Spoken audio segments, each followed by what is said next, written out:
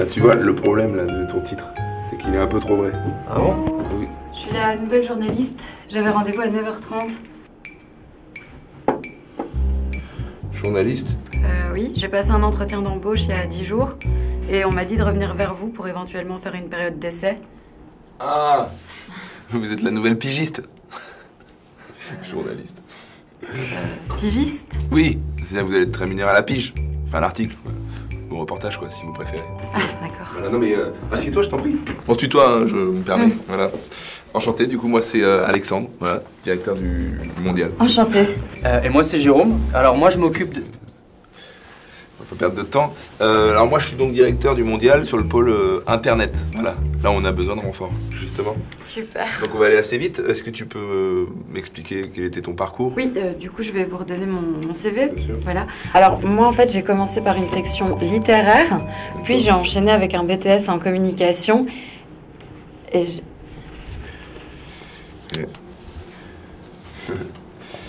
Dès que je vais la virer. Oui, excuse-moi, tu disais? oui, je disais, donc j'ai commencé ce métier en faisant un stage à la télévision, qui était plutôt intéressant d'ailleurs. Bon, enfin la télé, il n'y a plus personne qui la regarde. Si, quand même, il y a 44 millions de téléspectateurs par jour. Ça c'est faux.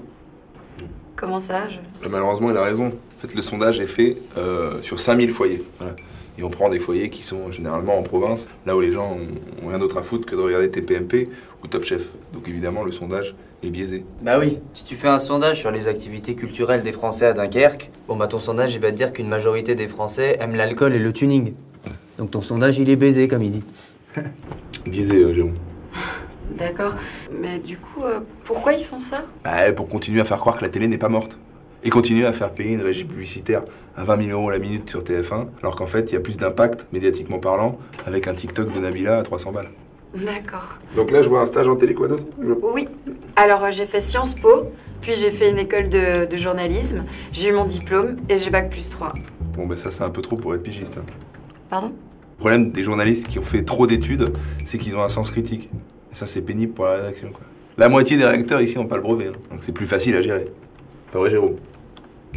Ah, Jérôme, Quoi? t'as quoi comme diplôme, toi? Moi j'ai le BSR, moi. C'est brevet de sauvetage... je sais pas, un truc avec les scooters, je crois. Voilà. Et c'est pour ça que je t'aime bien, Jérôme. Nous, on veut des gens comme Jérôme, qui réfléchissent pas trop. Voilà. Après, attention, hein, faut quand même une valeur ajoutée à la rédaction. Hein. C'est quoi votre plus? Moi, j'écris bien, j'ai une bonne syntaxe. Ça sert pas à grand chose. Hein. Parce que votre travail, ça va être surtout recopier des news. Bah ouais, si tu sais faire CTRL-C, CTRL-V, parfois ça suffit pour travailler. Bah, j'irai pas jusque-là, mais disons que c'est vrai que le journalisme a changé. Hein. Il n'y a plus un travail d'investigation comme avant. Il y a une personne qui fait un article et après, tout le monde se recopie, quoi. En fait, le journalisme, maintenant, c'est du plagiat à grande échelle. Du coup, vous vérifiez pas les sources? Bah, on fait confiance au premier qui a fait l'article.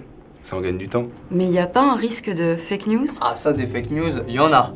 On en recopie de la merde, hein. Non mais c'est vrai que la fake news fait partie de notre stratégie de communication. Voilà. On publie un article à sensation, dit putaclic vulgairement, et derrière on publie un fact-checking pour s'excuser d'avoir publié de la Merde. De la fake news. Voilà. Ouais. Et puis bon, c'est intéressant parce que c'est vrai que la fake news est 20 fois plus virale qu'une vraie news. Donc nous on gagne en visibilité, on booste nos statistiques, on vend plus de pubs, tout le monde est gagnant. Bah oui, et on continue à influencer les gens dans le sens qu'on veut avec la merde qu'on publie. Des faux chiffres, des fausses études. Ça va. Faut pas tout dire non plus, quoi. Ouais. Et puis, c'est vrai que ça nous coûte moins cher. Hein. Et puis, vu qu'on s'est publiquement excusé, on est irréprochable. Ah ouais, c'est malin. Ouais, c'est malin, c'est mon idée d'ailleurs. Bon, enfin, il y a d'autres journaux qui l'ont fait avant toi. Oui, mais c'est moi qui ai copié, enfin, c'est moi qui ai eu l'idée de copier, quoi. Autant pour moi. Ouais.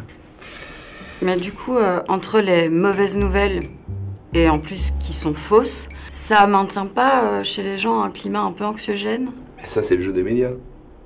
Le jeu des médias, c'est de faire du clic. Et les bonnes nouvelles, ça fait pas de clic. Donc nous, on préfère publier des mauvaises nouvelles. Même si elles sont fausses. Voilà. Bah, vous avez bien une idée de sujet dramatique à traiter. Oui, du coup, j'avais l'idée de faire un biais sur l'augmentation de la criminalité dans les EHPAD suite à la réforme des retraites. C'est marrant parce qu'on avait justement envie de traiter ça en interne, tiens. Ah bon? Ouais. Là, tu notes l'idée de la pigiste, là, c'est pas mal. Ok, ça marche. Oui, non, mais du coup, c'était mon idée, ça. C'était votre idée. Ça va très vite, hein, la presse. D'autres idées, du coup? Ouais, enfin là, du coup, je suis plus très à l'aise à partager mes idées parce que je trouve ça un peu... Ça va, c'est un travail d'équipe, on est ensemble, voilà. D'accord. Sinon, moi, je trouve qu'en fait, les gens sont souvent avides de conseils pour économiser leur argent. Donc, je pensais à faire une rubrique sur des petites astuces pour économiser. Alors, ce serait pertinent, mais pas très cohérent avec nos régies publicitaires, voilà. C'est-à-dire qu'on va quand même publier des articles qui parlent au CSP+, histoire de faciliter la vente de la dernière Peugeot, par exemple. CSP+. C'est des gens qui ont de l'argent. Donc pas toi, quoi. Toi, t'es pigiste. Pour résumer, c'est vrai que les articles pour les pauvres, c'est pertinent, mais c'est pas rentable, quoi. Sinon, je pensais, on critique pas assez souvent la politique, donc je pensais prendre le dernier mandat du président et de revoir toutes les questions qui étaient faites au sein. Aïe, aïe, aïe, aïe, aïe, aïe. Qu'est-ce qu'il y a? Et ça, on évite hein, de critiquer le gouvernement. Ah bon? Pourquoi? On évite de critiquer le gouvernement Macron, voilà. Pourquoi? Du coup, on a le droit, c'est la liberté de la presse. Bah justement, Macron, il a donné 500 millions pour la presse. Donc on évite. Puis moi, c'est grâce à lui que j'ai mon 13e mois. L'autre fois, en plus, Darmanin, il a tout payé au resto, donc on n'aime pas critiquer les copains, c'est tout. Et il t'a acheté une voiture de fonction, hein.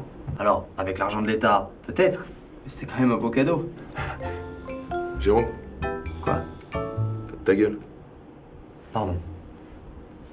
Du coup, d'autres choses dont on peut pas parler? Le nucléaire, de manière générale, voilà, les conséquences désastreuses sur l'écologie liées à l'utilisation du nucléaire, ça on évite. Ah oui, on va pas cracher sur les budgets pubs de VF, Areza. Et ils nous donnent un budget pub incroyable. Donc ça fait 20 ans qu'on dit plus rien sur le nucléaire. Sinon, ils nous coupent le budget. Voilà. Mais à part ça, on est assez libre, on est quand même la presse, quoi. Bon, enfin, il y a quand même pas mal d'autres trucs dont on peut pas parler. Tu penses à quoi? Bah, Xavier, par exemple. À quoi, Xavier? Du coup, moi, je vais y aller. Ça marche, on se rappelle. Comment ça, Xavier? On appartient à Xavier Piel. Tu m'as dit on évite de faire des articles trop compromettants, voilà, pour son business de manière générale. Ouais, enfin bon, à part ça, on fait ce qu'on veut. On n'a pas parlé de la hausse de mortalité suite au vaccin. On peut pas faire ça, on va se mettre tous les labos à dos. On n'a pas parlé des tirs à balles réelles sur les manifestants en Autriche. Non, mais ça, c'est pas bon pour la politique mondiale. On n'a pas non plus parlé du massacre des Ouïghours. C'est parce que les gens, ils préfèrent qu'on parle du doublé de Mbappé, ça n'a rien à voir avec la censure.